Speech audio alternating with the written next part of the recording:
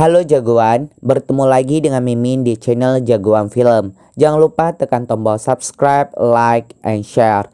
Di video kali ini, Mimin akan melanjutkan review drakor Move to Heaven episode ketiga. Jadi, check it out. Salah satu pegawai bank menjelaskan bahwa Ibu Leong-san selalu datang pada hari dan waktu yang sama ke bank, lalu menarik uang sejumlah 50.000 won. Ia selalu membawa buku bank, stempel, dan kartu identitasnya. Setelah itu, ia selalu menggunakan telepon yang ada di bank untuk menelepon seseorang. Geruya yang melihat nomor telepon di kertas sebelumnya, ia pun menggunakan telepon di bank untuk menelpon nomor yang sama. Lalu ia mengambil permen, kemudian ia keluar mencari lokasi orang yang diteleponnya tadi. Sedangkan Sang-gu yang kebingungan dengan sikap Geruya mau tidak mau harus mengikutinya. Tetapi ketika keluar dari bank, ia kehilangan jejak Geruya. Kemudian diperlihatkan Geruya sedang mencari alamat lokasi tersebut menggunakan ponselnya. Di rumah, Namu merasa panik karena Geruya belum pulang. Namu pun marah ke Sang-gu. Kenapa ia pulang sendirian? Sang-gu mengatakan bagaimanapun ia telah menunggu selama 1 jam di bank. Tetapi Geruya tidak kembali. Lalu Namu pun menelpon Geruya. Namun Geruya tidak mengangkat telepon darinya. Geruya pun pulang. Namu langsung bertanya kenapa telepon darinya tidak diangkat. Geruya menjelaskan bahwa ponselnya mati karena terlalu lama membuka aplikasi pelacak lokasi, sehingga kehabisan baterai. Geruya mengatakan besok ia harus menemui keluarga mendiang Ibu Leong-san. Lalu Sang-gu mengatakan bahwa putranya menelepon dan meminta agar segera mengirim uang secepatnya. Tapi Geruya mengatakan masih ada yang perlu diberikan kepada keluarganya. Sang-gu mengatakan putranya hanya menginginkan uang tersebut. Jadi Sang-gu meminta Geruya untuk memberikan kepadanya. Tapi Geruya tetap menolaknya. Kemudian Namu bertanya kepada Geruya, apakah masih ada yang harus diberikan selain uang? Geruya mengiyakannya, karena semua barang harus diberikan sesuai ketentuan. Lalu Geruya pun masuk ke kamarnya. Keesokan harinya, Namu meminta izin untuk bekerja bersama Geruya kepada ibunya. Ibu Namu pun marah mendengar putrinya ingin membersihkan mayat. Namu menjelaskan bukan mayat, tetapi tempat tinggalnya. Tetapi hal itu sama bagi ibunya. Lalu ayah Namu menenangkan istrinya. Setelah itu, Namu meminta izin kepada ayahnya. Di awal, ayahnya tidak memberikan izin untuk dirinya. Tetapi Namu berjanji bahwa ia bekerja sementara bersama Geruya. Ia hanya membantu Geruya selama 3 bulan. Ayahnya pun memberikan izin dan tidak boleh diketahui oleh ibunya. Di rumah Geruya, Geruya dengan panik mencari kotak kuning Move to Heaven punya Ibu Leong-san. Lalu Sang-gu datang menanyakan kepada Geruya apa yang terjadi. Tetapi Geruya berulang kali mengatakan barang itu hilang dan mengoceh hal yang tidak dipahami oleh Sang-gu. Kemudian Geruya membentur kepalanya ke tiang. Sang-gu dengan panik menghentikannya. Datanglah Namu dan melihat Geruya sedang disakiti oleh Sang-gu. Namu pun berusaha menghentikan Sang-gu dengan menggigit tangannya. Namu marah kepada Sang-gu dan akan melaporkannya karena telah melakukan tindakan kekerasan. Sang-gu yang tangannya kesakitan mencoba menjelaskan kepada Namu apa yang sedang terjadi. Namu pun memastikan kepada Geruya. Geruya hanya mengatakan kotaknya hilang. Dan lalu Geruya kembali membenturkan kepalanya ke tiang. Namu mencoba menghentikannya. Akhirnya Geruya kembali tenang. Lalu Geruya ingin pergi mencari kotak tersebut. Kemungkinan jatuh di jalan ketika mereka kembali ke rumah. Jadi ia akan menelusuri jalan ke rumah Ibu Leong-san. Maka ia akan menemukan kotak tersebut. Namu pun ikut pergi bersama Geruya. Ketika mereka ingin berangkat, tiba-tiba Sang-gu menghentikannya dan berkata bahwa kotak tersebut tidak akan ditemukan. Lalu ia mengaku telah membuang kotak tersebut karena keluarga mendiang menyebutnya sampah. Maka ia membuangnya. Mereka bertiga pun di dalam mobil pergi untuk mengambil kotak Move to Heaven. Namun menelpon Paman Park Jung Taek. Ia menanyakan keberadaan kotak tersebut.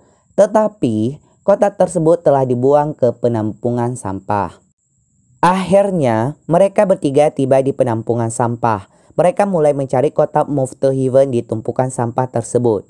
Sanggu mengatakan ini benar-benar gila karena mencari sampah di tumpukan sampah. Lalu Namu mengatakan itu bukan sampah. Biasanya apa Geruya menaruh barang yang bukan sampah ke kotak tersebut. Paman Park Jung Taek itu juga mengatakan bahwa apa Geruya selalu menyimpan kotak tersebut. Kemungkinan Geruya berusaha mengikuti apanya. Sanggu mengatakan jika dibakar maka itu sampah. Lalu keluarga mendiang pun tak menginginkannya. Namun mengatakan Sanggu bersikap seperti bukan dirinya yang membuat masalah ini dan tidak mempunyai rasa malu lagi. Mendengar itu, Sanggu pun berpura-pura tangannya masih kesakitan. Mereka semuanya terus mencari dan akhirnya Sanggu menemukan kotak tersebut. Ia berteriak dan Geruya datang menghampirinya.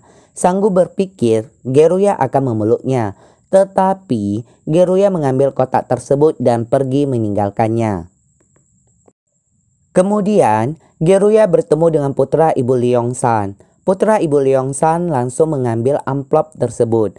Pria itu berkata hanya ini. Jadi seberapa banyak dipakai ibunya selama ini. Ketika dibuka, ternyata isi di dalamnya bukti transaksi bank.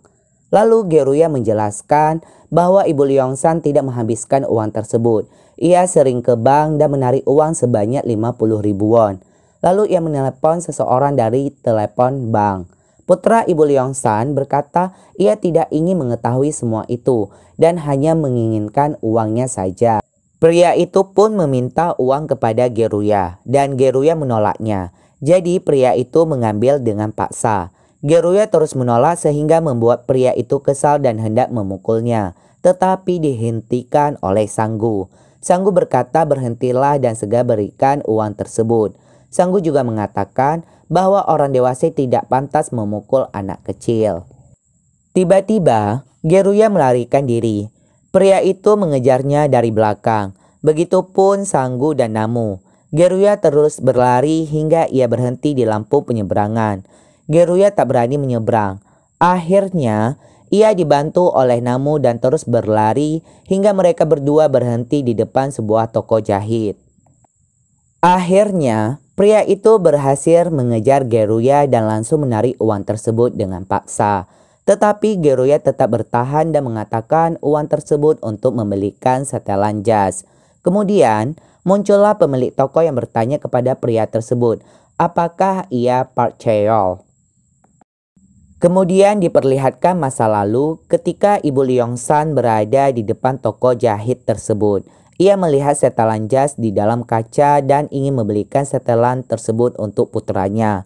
Tetapi ia tak mempunyai cukup uang, sehingga meminta pemilik toko untuk menyimpannya. Pemilik toko pun menyetujuinya.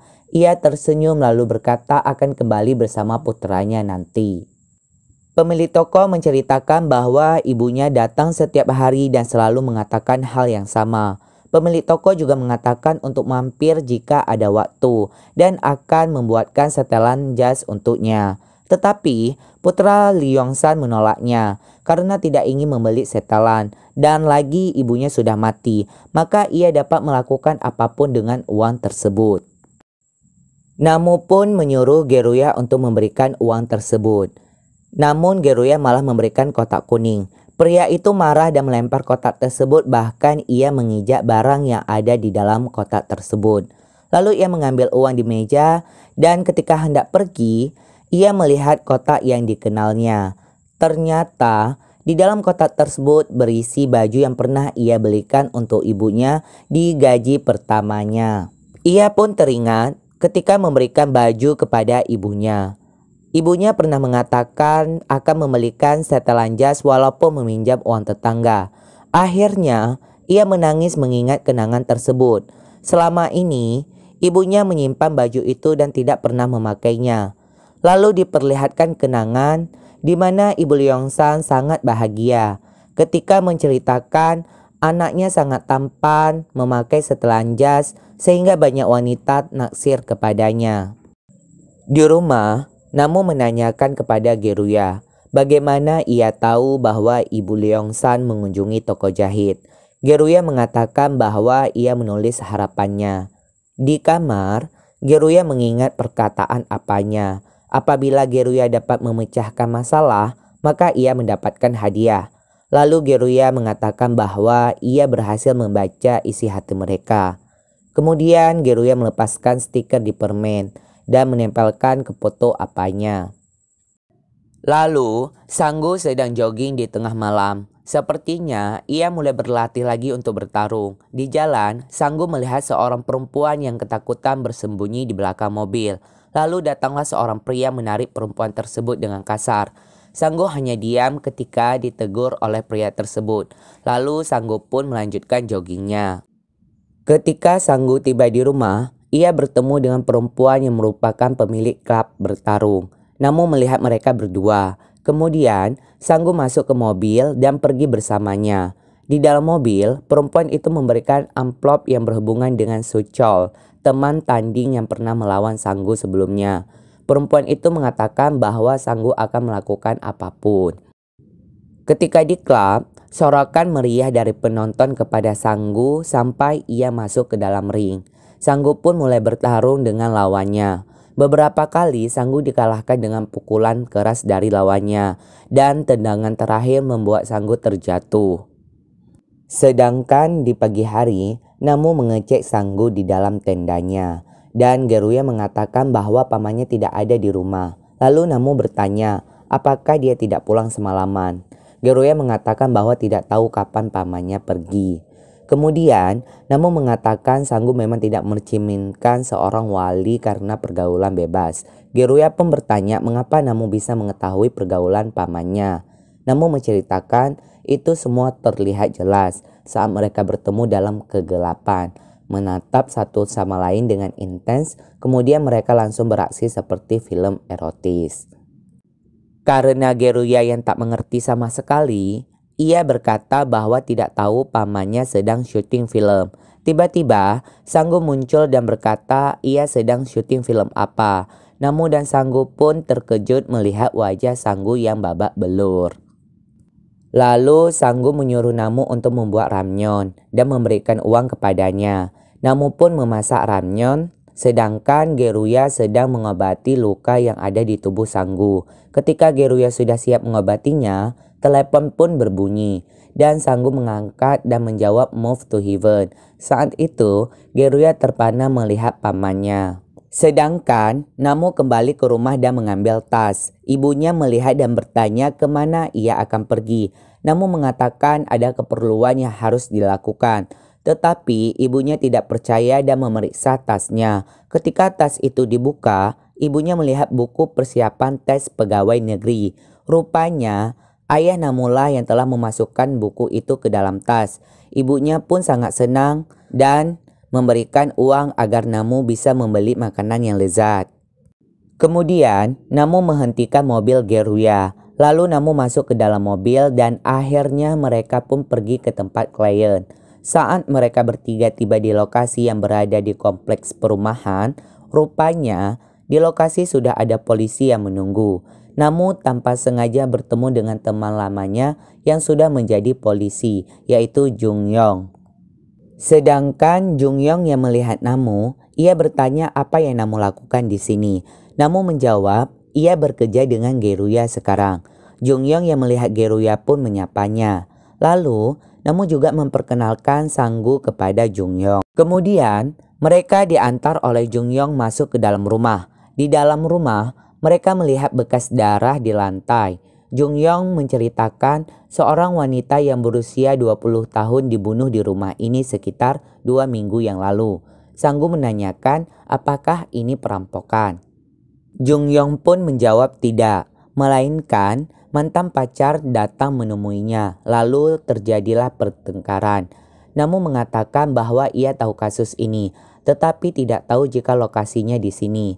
Lalu Namu bertanya apakah ini semua sudah bisa dibersihkan karena kasusnya sangat penting. Geruya pun menjelaskan keluarga korban atau polisi bisa meminta tempat kejadian perkara dibersihkan. Setelah semua bukti untuk investigasi telah dikumpulkan, Jung Yong pun membenarkannya. Kemudian, Geruya berkata ia akan mulai membersihkan, sedangkan Jung Yong meminta waktu sebentar kepada Namu karena ada yang ingin dibicarakan kepada Namu. Di luar, Jung Yong menanyakan apa yang terjadi. Ia mendengar Namu berhenti kuliah dan sekarang sedang bekerja bersama Geruya. Namu mengatakan ayah Geruya baru saja meninggal. Geruya pun baru saja mulai bekerja sendiri dan ia membantu sejenak apabila ada masalah. Jung Yong menatap Namu dan berkata bahwa Namu tidak berubah sama sekali. Sedangkan Geruya yang berada di dalam ruangan tempat perkara, ia melihat foto seorang wanita yang merupakan korban. Ia melihat sekeliling ruangan sambil mengingat informasi di koran atau berita. Lalu, Geruya pun berdoa. Kemudian ia memutarkan lagu sebelum membersihkan ruangan tersebut.